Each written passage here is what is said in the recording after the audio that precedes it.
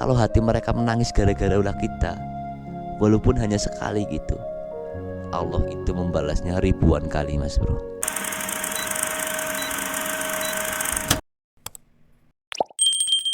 Halo, assalamualaikum warahmatullahi wabarakatuh. Ketemu lagi di channel saya, Putra Jaya Vlog. Seperti biasa, Mas Bro, di channel ini itu kita membahas tentang dunia Islami, seperti sholawat, sedekah, berbagi, baca Al-Quran, dan lain-lain. Yang penting kita bikin channel ini itu untuk mengembangkan Islam dan untuk hal-hal yang positif dalam Islam, seperti itu, Mas Bro, agar orang-orang itu tidak lupa halnya amalan yang penting dalam Islam, seperti itu, Mas Bro. Gimana kabar kalian semua? Mudah-mudahan kalian semua sehat walafiat, amin ya robbal alamin. Dan semoga Allah selalu memberikan rezeki yang berlimpah untuk kita semua, amin ya robbal alamin. Di kesempatan baik ini saya ingin bercerita tentang kedahsyatan doa dari seorang ibu ataupun bapak kita, Mas Bro. Apakah kalian semua masih punya kedua orang tua? Maka kalau masih punya kedua orang tua, kita harus selalu berbuat baik kepada mereka, Mas Bro. Kita itu jangan sampai menyia-nyiakan kedua orang tua kita, Mas Bro. Untuk apa sih? Untuk apa kita berani? Untuk apa kita bentak-bentak mereka? Gak ada untungnya, Mas Bro, gak ada untungnya. Itu hanya akan mempersulit kehidupan kita, Mas Bro. Itu saya yakin banget. Makanya kita yang masih punya kedua orang tua kita, lebih baik kita berbuat baik kepada mereka. Misalkan orang tua kepengen ini, kita sebagai anak itu harus semangat mencarinya gitu, Mas Bro. Contoh kecil ya, nak beliin saya ini gitu. Kita punya uang, tapi kita dalam artian pelit kayak gitu, ingin membelikan tapi aduh ini buat keperluan saya, masa buat orang tua kita itu jangan. Buat apa kita belikan, pasti Allah ganti 100%. Itu saya yakin banget, Allah pasti bakal menggantinya, Mas Bro. Gak usah ragu dengan kata-kata saya, Anda harus percaya ya. Jika kalian susah, dapat kerjaan itu susah, kehidupan kalian itu susah, mulai sekarang mintalah doa kedua orang tua kita, Mas Bro. Minta kepada mereka. Kita jangan sungkan-sungkan, kita jangan malu-malu lah. Buat apa sih malu kepada kedua orang tua kita sendiri? Ya malu dalam artian ingin doa tuh gak usah malu. Ingin doanya dikabulkan itu gak usah malu kepada mereka. Bila kalian semua masih mempunyai bapak ataupun ibu, itu kalian gak usah berani kepada mereka, gak usah bentak-bentak mereka, gak usah sia-siakan mereka. Untuk apa sih kita berani kepada kedua orang tua kita? Untuk apa? Gak ada untungnya, Mas Bro. Yang ada itu hanya merugikan kita sendiri. Ya, kita harus berbuat baik kepada mereka. Kalaupun kita itu hidupnya susah, tapi kita itu harus berusaha gitu, agar orang tua kita juga jangan susah kayak gitu, Mas Bro. Orang tua kita juga gak ingin anaknya itu susah, gak ingin. Mereka itu mungkin selalu ingin berdoa gitu, ingin yang terbaik buat anaknya. Itu saya udah yakin 100%. Orang tua itu pasti menginginkan anaknya itu kehidupannya itu enak, gak seperti ayahnya, gak seperti ibunya. Itu pasti keinginan orang tua loh, maksudnya cita-citanya orang tua kayak gitu. Apalagi dalam hal Islam itu orang tua pasti inginnya anaknya yang soleha, yang soleh gitu, yang sukses dunia akhirat kayak gitu, Mas Bro. Makanya kita yang masih punya kedua orang tua kita, jika hajat kita belum dikabulkan sama Allah Subhanahu wa Ta'ala, mintalah kepada mereka. Contoh kecil kayak gini, Mas Bro. Bu, Pak, saya ini belum dapat kerjaan, Pak, di sini. Belum ada panggilan, Pak, di sini. Kita minta doanya aja beliau. Tolong doain saya, Pak ya. Saya sudah bersolawat, saya sudah amalin ini, tapi belum Allah kabulkan. Ya kita harus minta doanya mereka, Mas Bro. Tolonglah Bu, sambungkan doa saya kepada Allah Subhanahu wa Ta'ala. Dan Ibu bantu doa saya, dan Bapak bantu doa saya.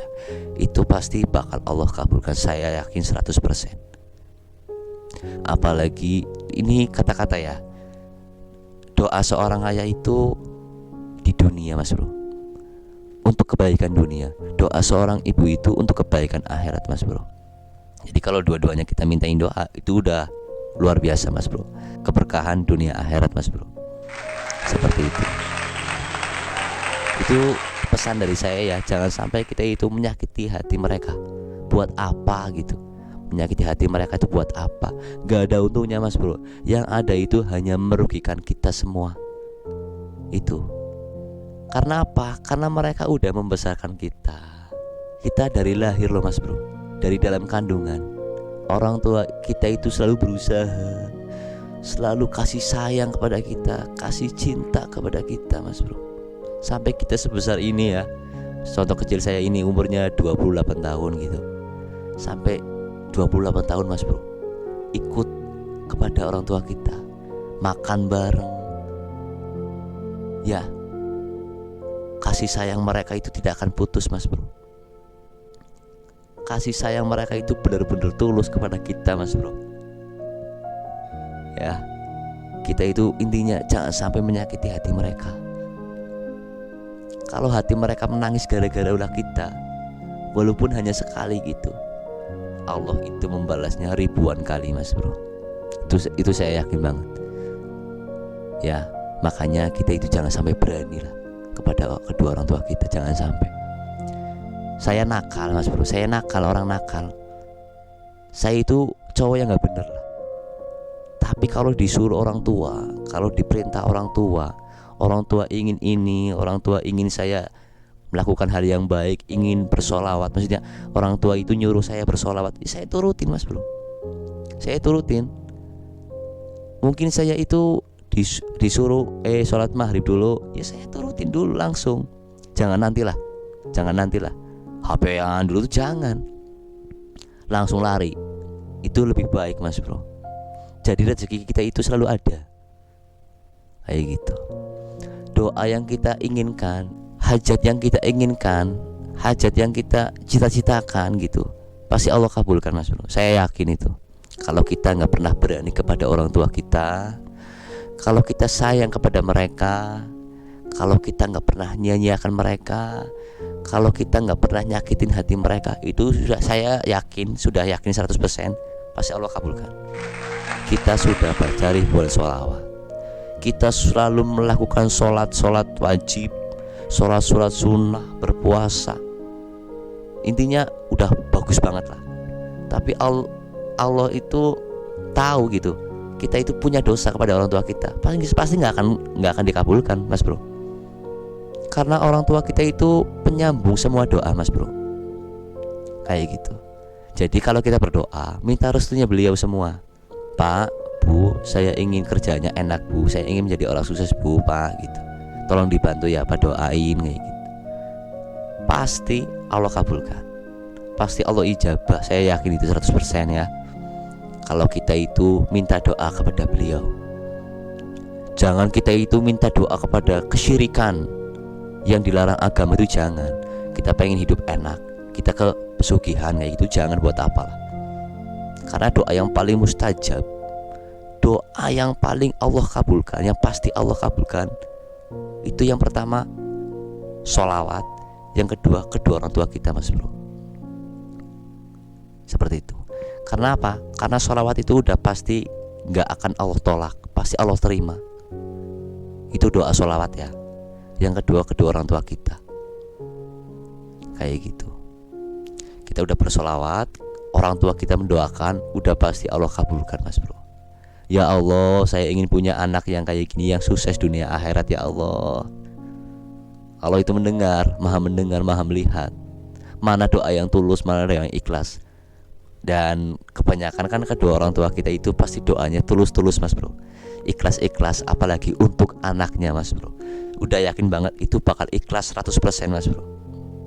Itu saya udah yakin banget. Ibu saya hanya seorang tukang sayur lah. Dari saya kecil, beliau itu gak pernah main tangan kepada saya mas bro. Itu ibu saya ya. Bapak saya hanya seorang petani mas bro. Dulunya itu tukang ojek, tapi sekarang menjadi petani, garapin sawahnya sendiri mas bro. Ibu saya itu dari saya usia sejak mungkin 2 tahun atau 1 tahun itu udah berdagang, berjualan, udah bekerja keras, udah berkorban untuk kita semua mas bro. Ya makanya kita jangan sampai beranilah kepada kedua orang tua kita. Jangan sampai Mas Bro. Ibu saya itu hanya seorang tukang sayur Mas Bro. Dan alhamdulillah saya sekolah sampai SMA. Dan alhamdulillah kakak saya sampai kuliah itu bisa, mampu kayak gitu. Dan alhamdulillah adik saya pun bisa kuliah Mas Bro. Padahal biaya kuliah itu mungkin ya mahal lah. Tapi alhamdulillah Allah selalu memberkahi pekerjaan ibu saya dan juga bapak saya Mas Bro. Dan alhamdulillah ibu saya itu amalannya itu kalau berangkat ke pasar itu selalu ini Mas Bro, baca ini. Karena saya yang ngantar ke pasar ya setiap paginya ya Mas Bro ya. Keluar dari rumah pasti baca Bismillahirrahmanirrahim, Allah la haula wala quwata illa billah. Itu di motor pun beliau itu baca sampai di tujuan Mas Bro.